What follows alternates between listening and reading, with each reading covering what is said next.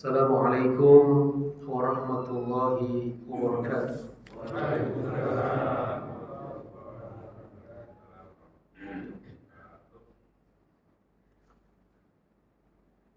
Alhamdulillah, alhamdulillahi rabbil alamin.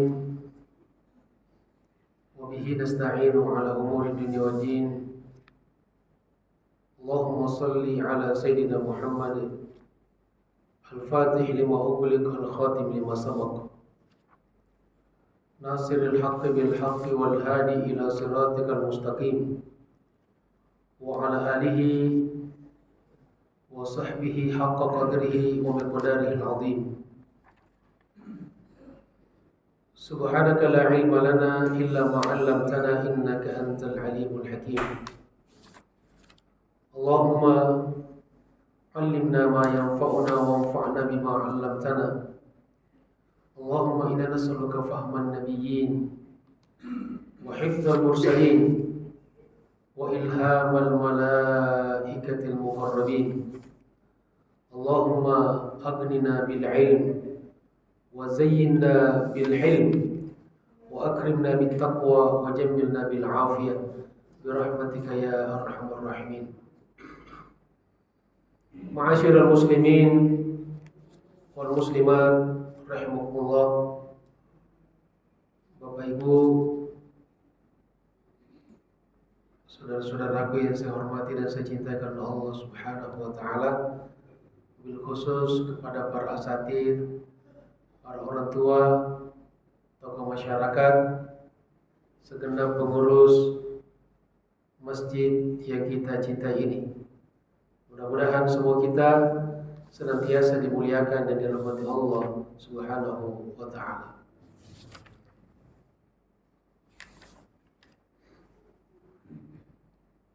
Jamaah sekalian dirahmati Allah Subhanahu wa taala.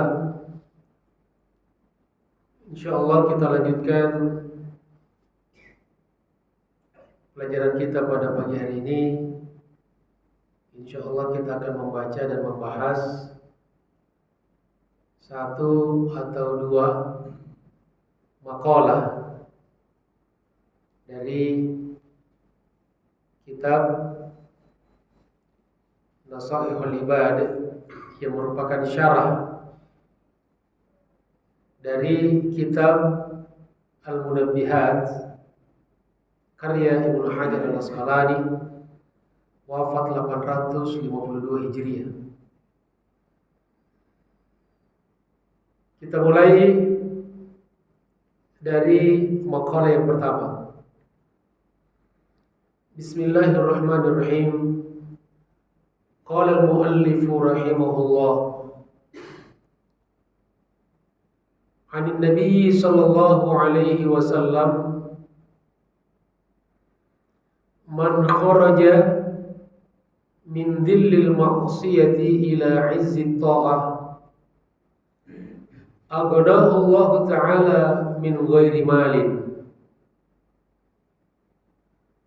wa ayyadahu min ghairi junnin wa a'azzahu min ghairi ashiratin.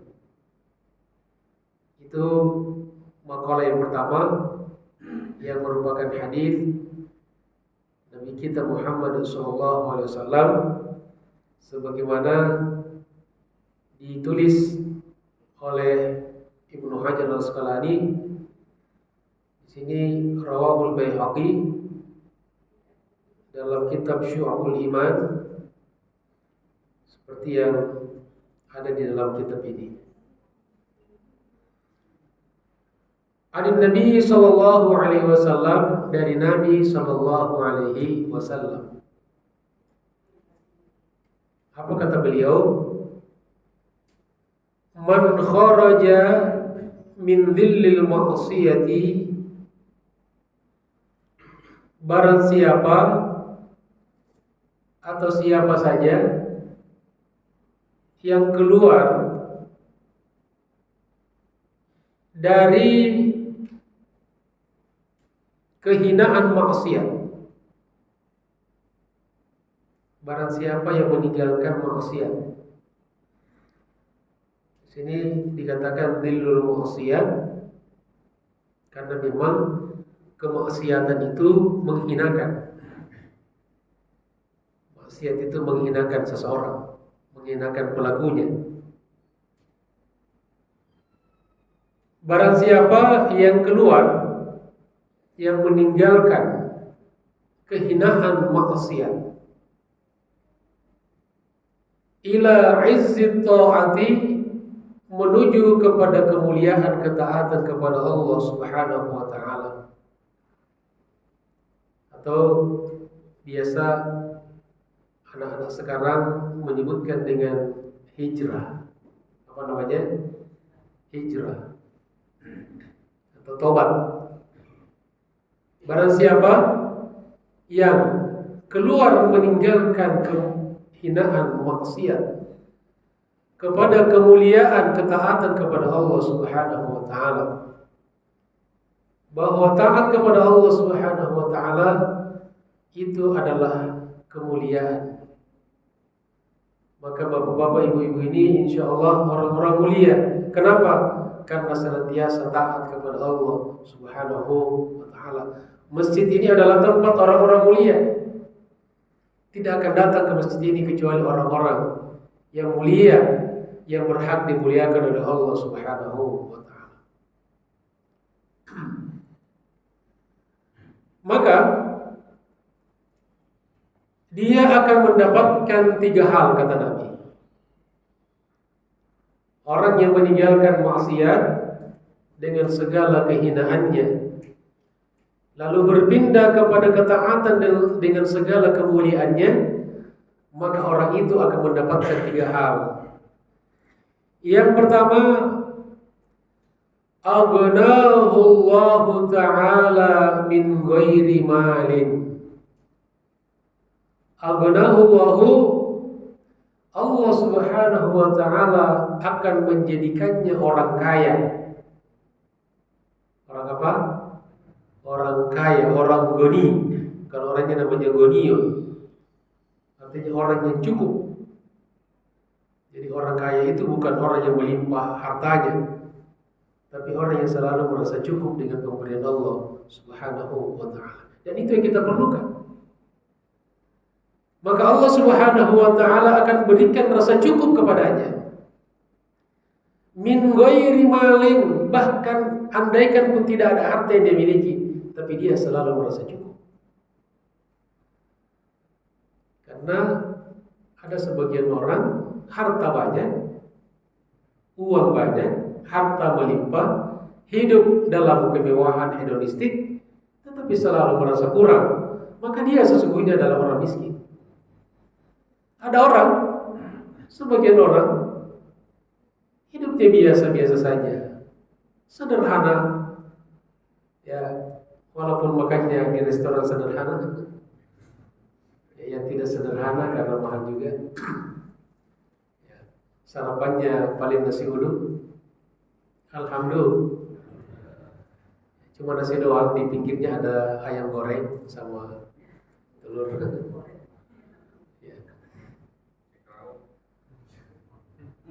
Ada sarapan nggak hari ini? Kita ngomongin makan malah lapar ya. Alhamdulillah. Ya, ada sebagian orang yang mungkin kehidupannya sederhana, tidak terlalu melimpah harta kekayaannya, tapi selalu merasa cukup dengan pemberian Allah Subhanahu wa ta'ala, yang ditandai dengan senantiasa bersyukur kepada Allah Subhanahu.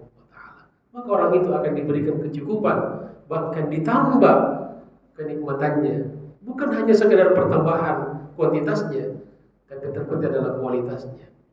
La in syakartum la azidannakum. Jadi mungkin secara kuantitas biasa-biasa saja, tapi selalu berlipat ganda kenikmatannya. Nikmat terus yang diberikan oleh Allah Subhanahu wa ta'ala. Yang kedua, yang akan diberikan oleh Allah Subhanahu wa ta'ala kepada orang yang meninggalkan maksiat dengan segala kehinaannya menuju kepada ketaatan dengan segala kemuliaannya adalah wa ayyadahu Allahu min ghairi jundin. Masya Allah. Wa ayyadahu Allahu, Allah Subhanahu wa ta'ala akan senantiasa membelanya, menjaganya, mendukungnya min ghairi jundin, meskipun dia tidak punya bala tentara yang kasat mata, tidak ada yang kawal, tidak ada protokoler yang sangat ketat seperti sebagian pejabat ketika sudah menduduki satu jabatan seakan-akan sudah tidak bisa disalamin oleh masyarakat. Begitu luar biasa penjagaannya, maka dia akan dijaga akan ditolong oleh Allah Subhanahu wa ta'ala min ghairi jundin, tanpa ada pasukan, tanpa ada pengawal, karena diberikan pengawalan dari Allah Subhanahu wa ta'ala. Ay asakir yu'inunahu, tidak ada bala tentara yang senantiasa membantunya, yang menolongnya. Bal bi quwwatillahi ta'ala, kata Imam Nawawi, tapi justru karena diberikan kekuatan oleh Allah Subhanahu wa ta'ala. Makanya kita lihat kadang-kadang orang yang taat kepada Allah Subhanahu wa ta'ala dijaga oleh Allah Subhanahu wa ta'ala, diselamatkan. Bisa saja nyaris menghadapi atau ditimpa oleh satu musibah dan kecelakaan, tapi karena ketaatannya kepada Allah Subhanahu wa ta'ala, Allah lindungi dia, Allah jaga dia, Allah muliakan dia. Kemudian yang ketiga yang akan diberikan oleh Allah Subhanahu wa ta'ala kepada orang yang meninggalkan maksiat dengan segala kehinaannya menuju kepada ketaatan kepada Allah dengan segala kemuliaannya adalah wa a'azzahu min ghairi ashiratin. Allah Subhanahu wa ta'ala akan senantiasa memuliakannya meskipun dia tidak punya kelompok atau keluarga yang senantiasa melindunginya. Ini menunjukkan pertama jemaah sekalian bahwa keberadaan keluarga dalam kehidupan kita itu salah satu yang menguatkan kita. Makanya orang-orang yang tidak punya keluarga itu lemah. Makanya kita harus perbanyak keluarga, perbaiki hubungan kita dengan keluarga. Bersyukurlah kita punya keluarga, punya orang tua, punya anak, punya pasangan hidup, punya orang-orang di sekeliling kita yang faham dengan kita, yang sewaktu-waktu akan menolong kita. Jangan kita berlaku buruk kepada orang-orang di sekeliling kita, karena kita butuhkan mereka. Di saat-saat kita butuhkan pertolongan, mereka lah yang pertama kali menolong kita. Begitu juga dengan tetangga. Tetangga, kalau kita ada masalah, dialah yang pertama kali akan menolong kita. Iya kan? Kalau ada kebakaran, siapa yang pertama kali menolong kita? Siapa? Siapa sekali? Keluarga kita di kampung? Jauh. Kalau misal na'udzubillah min zalik kita kemalingan, siapa yang pertama kali bisa menolong kita? Ya? Siapa? Tetangga kita, orang-orang dekat kita. Kalau kita dikejar anjing, siapa yang pertama kali menolong kita? Siapa? Ya, masing-masing kita kan dikejar anjing ya. Makanya kita perlu baik-baik sama anjing, sama tetangga. Perlu kita baik-baik sama tetangga, jangan kita jahat. Makanya sampai dalam muamalah kita diajarkan oleh baginda Rasulullah Shallallahu Alaihi Wasallam, kalau kita bikin makanan, ya maka kata Nabi perbanyak kuahnya, ya lalu berikan kepada tetangga. Tapi jangan diberikan kepada tetangga kuahnya doang. Ya, maksudnya juga isinya. Ya. Jadi memang kalau mau secara harfiah hadis kan cuma diperbanyak kuahnya kan. Tapi hadis-hadis itu harus dipahami.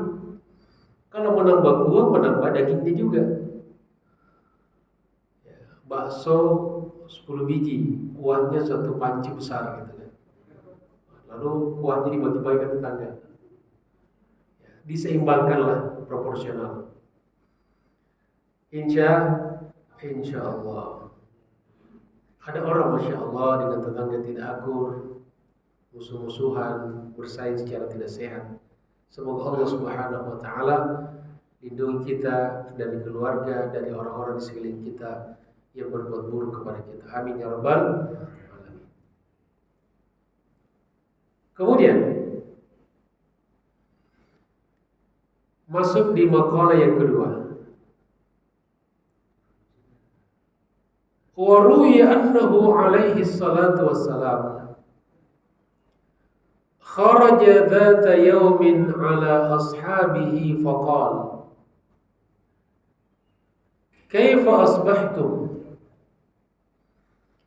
faqalu asbahna mu'minina billah faqala wa ma alamatu imanikum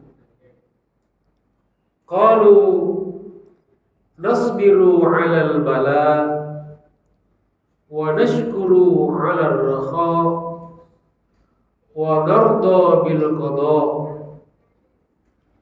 Faqala alaihi salatu wassalam antum mu'minuna haqqan wa bi rabbil ka'bah. Masya Allah.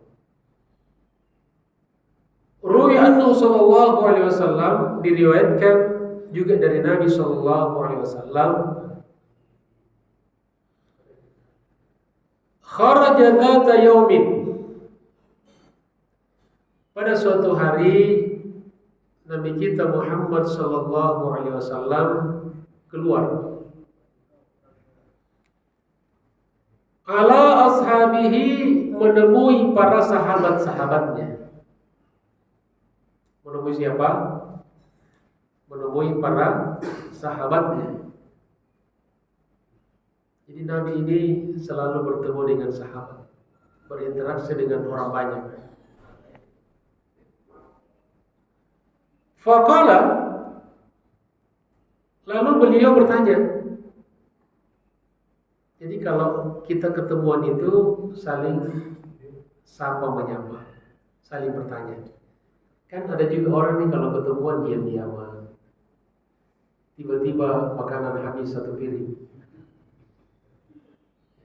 Jadi kalau kita ketemuan itu ngobrol yang ringan-ringan lah, tegur sapa gitu kan, menghilangkan stres. Jangan diam aja. Ada orang pilih-pilih teman.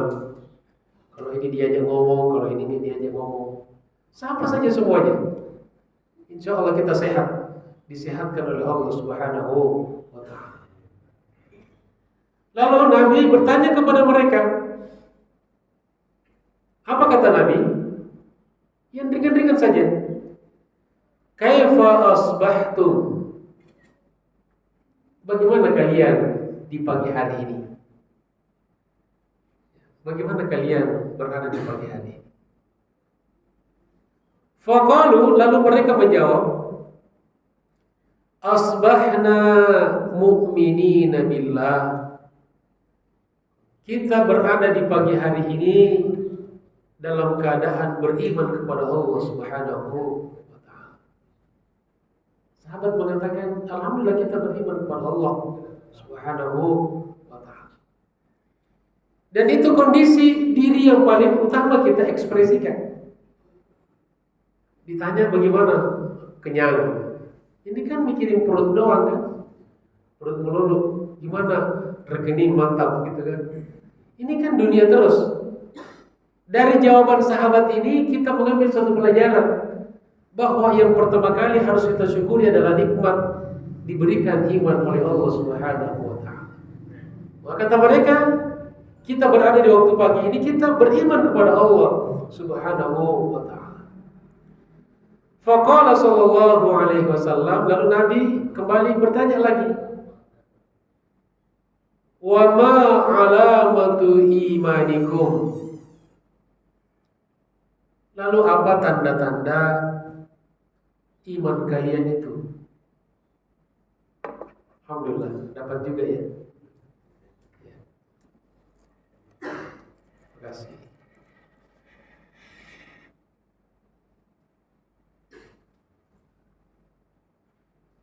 Karena mereka mengaku beriman kepada Allah Subhanahu wa taala, Nabi kembali bertanya, apa tanda-tanda pengakuan kalian sebagai orang yang beriman kepada Allah Subhanahu wa taala? Jadi pengakuan itu harus dibuktikan. Seperti kita ini kan banyak mengaku beriman kepada Allah, mengaku muslim, mukmin. Maka harus dibuktikan. Maka kata Nabi, ma alamatu imanikum, apa tanda-tanda keimanan kalian itu? Faqalu, lalu mereka para sahabat berkata, nasbiru alal bala. Ada 3 jawaban yang diberikan oleh sahabat sebagai pembuktian pengakuan keimanannya kepada Allah Subhanahu wa taala. Yang pertama adalah nasbiru alal bala. Kami bersabar menghadapi bala, ujian hidup, masalah-masalah pribadi, keluarga, persoalan keuangan, persoalan hubungan rumah tangga suami istri, musibah, bencana dari dalam ataupun dari luar diri kita. Maka kata mereka, kami bersabar menghadapi itu semua. Yang kedua, kata mereka, wa nashkuru 'alar rakha. Ciri orang beriman pertama selalu sabar menghadapi ujian, menghadapi bala. Yang kedua, tanda orang beriman yang kedua adalah nashkuru 'alar rakha. Senantiasa bersyukur kepada Allah atas segala pemberian dan nikmat yang ada. Maka sekecil apapun nikmat yang kita dapatkan dalam hidup ini, maka kita harus bersyukur kepada Allah Subhanahu wa taala. Minimal kita selalu mengucapkan alhamdulillahi rabbil alamin. Dari sejak kita bangun tidur sampai kita tidur kembali, semuanya nikmat dari Allah Subhanahu wa taala. Jadi jangan nikmat itu cuma kita anggap, kita nilai kalau berupa materi. Dapat duit, alhamdulillah. Dapat makanan, alhamdulillah. Tapi kita bangun tidur, kita bisa bernafas, alhamdulillah. Coba kalau kita sudah tidak bernafas, tidak ada nilainya uang yang kita miliki, sudah tidak berharga lagi harta yang kita miliki, bahkan sudah tidak nikmat lagi kopi yang ada di hadapan. Ini kopi apa teh ini?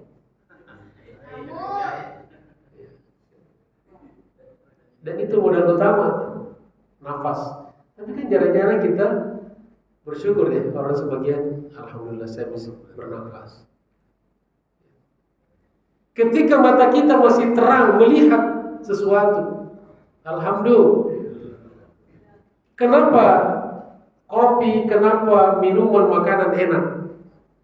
Kenapa Bapak Ibu sekalian? Ya, karena kita sehat. Ya. Coba kalau kita sudah sakit, apa yang enak? Makanan apa yang enak coba? Tidak ada makanan yang enak, tidak ada minuman yang enak kalau kita sudah sakit. Gigi kita satu saja sakit, tidak ada makanan yang enak. Tapi kan kita tidak pernah bersyukur, ya Allah, terima kasih ya Allah, Engkau berikan aku gigi. Bapak tahu, Ibu tahu berapa jumlah giginya? Ya nggak pernah dihitung kan? Banyak kan hitung duit ya. Gigi berapa jumlahnya? 32 ya. Rata-rata 32. Ustaz, saya hitung kan cuma 30, ompong berarti itu. Rata-rata 32. Kalau 33 berarti ada yang mau habis. Subhanallah, banyak sekali. Dan setiap kali kita mengucapkan syukur kepada Allah, maka kita mendapatkan poin nilai pahala dari sisi Allah Subhanahu wa taala. Maka peluang untuk kebaikan ini luar biasa.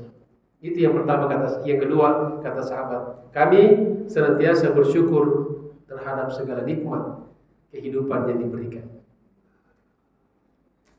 Yang ketiga kata mereka, sebagai bukti daripada keimanan mereka kepada Allah Subhanahu wa taala, wa narda bil qada. Yang pertama tadi apa? Sabar menghadapi ujian hidup. Yang kedua, bersyukur atas segala nikmat. Yang ketiga, wa narda bil qada, ridho terhadap segala ketentuan Allah. Yang kalau sudah terjadi namanya takdir, qadar. Kalau belum terjadi namanya qada. Makanya dalam rukun iman al-imanu bil qada wal qadar. Kalau kita takdir saja bahasa Indonesia kita. Kalau bahasa Arab qada dan qadar. Bedanya kalau qada ketentuan yang belum terjadi. Kita nggak tahu. Qada kita ini seperti apa kita nggak tahu. Berapa umur yang Allah berikan pada kita itu sudah ditentukan. Sudah ditentukan, ada ketentuannya. Tapi kita nggak tahu. Setelah seseorang sudah meninggal dunia, itu namanya qadar, takdirnya. Baru kita tahu si fulan meninggal dalam usia sekian puluh tahun. Sudah ada semua ketentuan yang akan kita lalui selama hidup kita ini. Berapa biji nasi, beras yang akan kita makan. Sudah ada catatannya di sisi Allah. Tapi itu baru kita ketahui ketika terjadi. Ya, itu namanya qadar. Maka apakah itu ketentuan yang belum kita ketahui atau qada, ataupun ketentuan yang sudah terjadi namanya qadar, maka kita harus ridho menerimanya. Itu ciri ketiga daripada orang yang beriman kepada Allah Subhanahu wa taala. Dan inilah standar keimanan daripada sahabat-sahabat baginda Rasulullah sallallahu alaihi wasallam. Jadi kalau kita mau ikuti sunnah para sahabat, pertama ciri keimanan yang paling pokok, pertama senantiasa bersabar. Yang kedua senantiasa bersyukur. Yang ketiga senantiasa ridho terhadap ketentuan Allah Subhanahu wa taala. Ada yang bertanya, Ustaz, katanya takdir itu bisa dirubah ya? Betul. Ada hadis Nabi yang mengatakan la yaruddul qada'a illa ad-du'a. Tidak ada yang bisa merubah ketentuan Allah kecuali doa. Maksudnya apa? Maksudnya yang bisa dirubah oleh Allah adalah ketentuan yang belum terjadi dalam kehidupan kita, yang belum real. Ya. Misalnya apa? Misalnya seseorang nih di catatan ketetapan Allah awalnya dia kena sakit COVID misalnya. Ya, dia sakit COVID. Tapi kemudian ketentuan itu dirubah oleh Allah Subhanahu wa taala. Kenapa? Karena dia banyak berdoa kepada Allah, dia banyak bersedekah, ya, semata-mata mencari Allah Subhanahu wa taala, dia berpola hidup yang sehat, maka doanya itulah Allah Subhanahu wa taala rubah dari satu qada kepada qada yang lain. Masalahnya kita nggak tahu perubahannya itu. Perubahan dari A ke B kita nggak tahu. tapi bisa berubah karena doa. Seseorang doa artinya ikhtiar. Jamaah sekalian dirahmati Allah Subhanahu wa taala. Kemudian Nabi kembali bertanya kepada sahabat, faqala alaihi salatu wassalam, lalu Nabi berkata, antum mu'minuna haqqan. Sebagai penguat dari apa yang dikatakan oleh sahabat, kata Nabi, kalian adalah orang-orang beriman yang sesungguhnya. Wa rabbul Ka'bah, demi Tuhan pemilik Ka'bah. Nabi bersumpah bahwa apa yang kalian katakan itulah ciri orang-orang beriman yang hak. Tapi tentu ini perlu didefinisikan, dirincikan dalam kehidupan kita sehari-hari. Lalu di sini Imam Nawawi mengatakan as-sabru thalathu maqamat. Berdasarkan perkataan ulama, kata beliau, sabar itu ada 3 maqam, ada 3 level. Level yang pertama, tarkus syakwa, tidak mengeluh. Tidak mengeluh. Jadi kalau ada orang yang dapat masalah lalu dia tidak mengeluh, maka itu orang sabar. Wahiyya darajatut tabi'in. Ini level para tabi'in. Jadi keimanan tabi'in, sabarnya, kalau dia mendapat satu musibah, dia tidak mengeluh. Jadi kalau ada orang yang masih suka mengeluh, ya belum sampai di level kesabarannya tabi'in. Kemudian warridho bil maqduri, ridho terhadap ketentuan Allah. Wa hiya darajatuz zahidin. Ini level derajat orang-orang zuhud. Jadi kalau dia selalu ridho terhadap apa yang terjadi, ini tidak persoalkan lagi. Ya. Kenapa? Karena dia yakin ini ketentuan Allah. Mau baik atau buruk, sama saja. Maka ini derajat keimanannya orang-orang zuhud. Yang ketiga, wal mahabbatu lil ibtila. Masya Allah. Level yang paling tinggi adalah orang yang justru senang diuji. Kira-kira ada nggak orang seperti ini sekarang? Jadi kalau dia dapat musibah, dapat bala, justru senang. Ya. Wah, ini tinggi banget ya levelnya. Wahiyya darajatus siddiqin. Dan inilah level derajat orang-orang siddiqin, ya, yang akan masuk dalam surga bersama Nabi, minan nabiyina. Satu level di bawah Nabi, minan nabiyina was-siddiqina wasyuhada, baru was-salihin, kemudian asyuhada. Di atas level syuhada ada namanya siddiqin, baru nabiyyin. Ini levelnya tinggi banget. Jadi nabi-nabi itu diuji malah senang dia. Ya, makanya kita baca sejarahnya Nabi Ayub ya. Ketika diuji dengan penyakit, dia tidak mengeluh. Ya. Dan sakitnya selama 18 tahun, seluruh tubuhnya berulang. Ya. Dan dia cuma minta kepada Allah. Dan dia tidak pernah meminta kepada Allah diberikan, ya Allah sehatkan saya, sembuhkan saya, tidak pernah. Ini luar biasa keimanannya. Dia cuma minta satu, ya Allah jangan sampai lidahku berulat sehingga aku tidak bisa lagi berzikir kepada-Mu. Dan betul, lidahnya tidak berulat, seluruh organ tubuhnya berulat. Dan kata ulama itu berlangsung selama 18 tahun.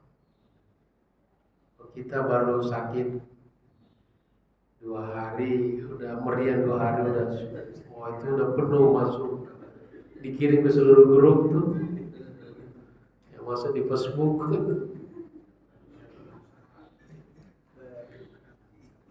Karena kira-kira orang yang pernah sakit 18 tahun di sini, ya 18 tahun mungkin si Fulan sakit di rumah sakit berapa lama, 18 tahun.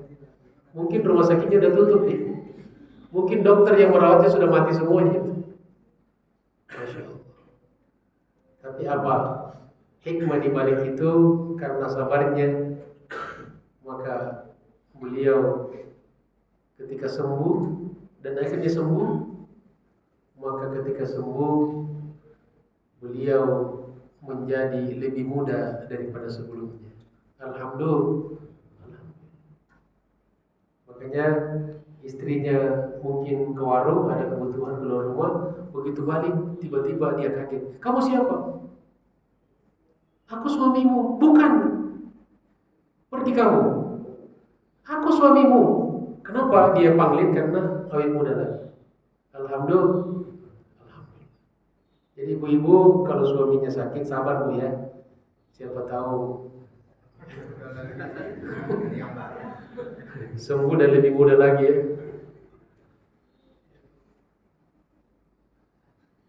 Tapi kalau orang sekarang lebih muda lagi, bahaya itu.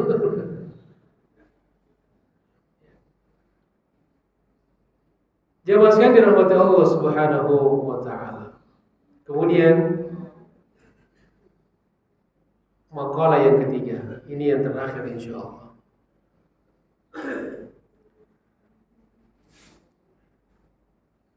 An Abdullah bin Mas'ud radhiyallahu anhu, addi maftaradallahu alaik takun a'badan nas wajtanib maharimallah takun azhadan nas warda bima qasamallahu laka takun aghnan nas. An Abdullah bin Mas'ud, dari Abdullah bin Mas'ud. Sini namanya adalah Abdullah bin Mas'ud ibn Ghafil ibn Habib Al-Hudhali Abu Abdurrahman, wafat tahun 34 Hijriah, dari sahabat Nabi. Qala, beliau berkata, dan kalau perkataan sahabat itu ya mirip-mirip dengan hadis Nabi kan, karena berguru langsung dari Nabi. Makanya kan kita ngambil agama itu sumber-sumber pokoknya dari generasi salaf. Salaf itu dari sahabat, tabi'in, tabi'in, karena mereka generasi paling dekat dengan baginda Rasulullah Shallallahu Alaihi Wasallam. Termasuk al-a'immatul arba'ah, Imam Abu Hanifah, Imam Malik, Syafi'i, Hambali, semua di generasi salaf karena hidup sebelum tahun 300 Hijriah. Maka kita kalau kita ngambil pemahaman agama, dasar-dasar agama dari mereka, kita mengikuti salafus saleh. Mereka lah salaf itu. Apa kata Abdullah ibn Mas'ud? Addi maftaradallahu alaik. Tunaikanlah apa-apa yang difardukan Allah kepadamu, yang diwajibkan Allah kepada kalian. Jadi lakukanlah kewajiban-kewajiban yang diberikan oleh Allah Subhanahu wa ta'ala. Ibadah, amal soleh yang wajib, tunaikan. Maka apa yang kalian dapatkan? Takun a'badan nasi, niscaya kamu akan menjadi manusia yang paling abid, yang paling banyak beribadah kepada Allah Subhanahu wa ta'ala. Kalau kita berlomba-lomba menunaikan kewajiban-kewajiban Allah, maka insya Allah kita menjadi manusia yang paling banyak beribadah kepada Allah Subhanahu wa ta'ala. Yang kedua, Ada 3 poin nasihat beliau. Yang pertama, tunaikan perintah Allah, kewajiban Allah, maka kamu akan menjadi manusia yang beribadah, paling ibadah kepada Allah Subhanahu wa taala. Yang kedua, kata beliau, wajtanib maharimallah.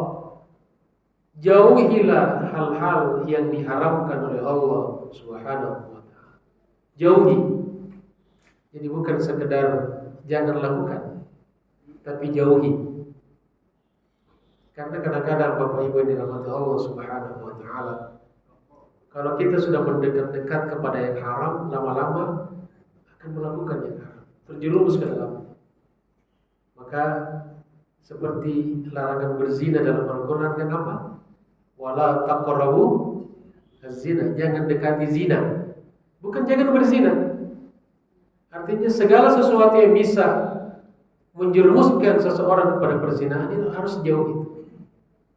Pergaulan, berdua-duaan, suka berkomunikasi dan seterusnya, semua itu bisa menjadi sarana untuk melakukan perzinahan. Na'udzubillahi min dzalik. Kata beliau, wajtanib maharimallah, jauhilah apa-apa yang diharamkan oleh Allah Subhanahu wa taala. Takun azhadan nasi, niscaya kamu akan menjadi manusia yang paling zuhud. Jadi rahasia pertama, kalau kita mau menjadi seorang hamba Allah abid, maka harus banyak menunaikan kewajiban. Jadi kalau kita tidak banyak melakukan kewajiban-kewajiban dari Allah dan Rasulullah, tidak mungkin kita bisa menjadi seorang hamba Allah. Yang kedua, kalau kita ingin menjadi orang zahid, maka kita harus menjauhi apa-apa yang dilarang, diharamkan oleh Allah Subhanahu wa ta'ala. Dan yang ketiga, warda bima qasamallahu laka, dan ridholah terhadap apa-apa yang Allah telah berikan kepadamu, bahwa rezeki itu pembagian Allah. Allah yang bagi-bagikan itu. Makanya ada yang dibagikan banyak, ada yang sedikit, ada yang sedang. Kenapa begitu? Karena maunya Allah seperti itu. Walaupun kita bekerja siang malam tidak istirahat, tapi kita pasti pada akhirnya akan mendapatkan sesuai apa yang Allah takdirkan. Jadi kita tidak usah repot, tidak usah kita pusing dengan itu. Yang penting kita sudah bekerja. Lalu apa yang kita dapatkan itulah kismatullah, itulah pemberian Allah Subhanahu wa ta'ala. Maka kata beliau, ridholah terhadap apa yang Allah berikan, Allah bagikan. Maka takun aghnan nas, niscaya kamu menjadi orang yang paling kaya, yang selalu merasa cukup. Jadi kalau kita mau jadi orang kaya, bukan kaya yang melimpah hartanya, yang banyak duitnya, tapi kaya yang selalu merasa cukup, maka selalu ridho dengan apa yang diberikan oleh Allah Subhanahu wa ta'ala. Tentu ridho atas pemberian Allah setelah kita bekerja berikhtiar maksimal. Jadi jangan, kenapa kamu tidak bekerja? Pokoknya kalau Allah sudah memberikan, kita harus ikhlas. Tidak boleh begitu. Karena Siti Hajar sebelum mendapatkan hadiah air Zam-Zam, dia harus 7 kali bolak-balik dari Safa dan Marwah. Kemuliaan-kemuliaan yang diberikan oleh Allah Subhanahu wa ta'ala kepada Nabiullah Ibrahim alaihissalam itu setelah bolak-balik dari Palestina ke Makkah. Waktu itu nggak ada pesawat, itu naik onta, naik kuda. Jadi maksudnya harus berikhtiar. Jadi ketika dikatakan ridho, sebelumnya sudah ada kerja keras, kerja sungguh-sungguh.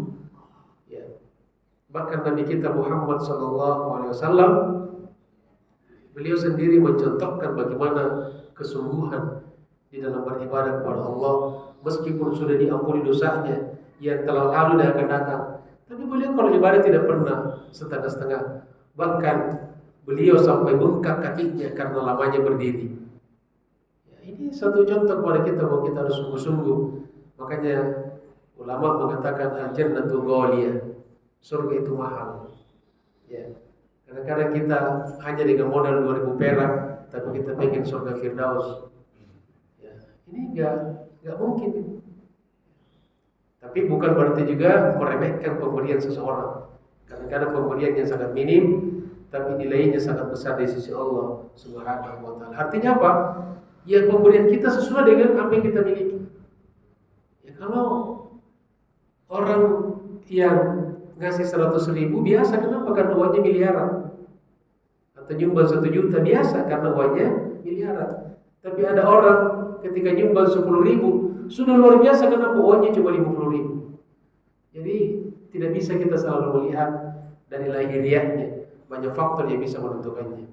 Dan yang terutama adalah kita harus senantiasa ikhlas semata-mata mencari ridha Allah Subhanahu wa taala.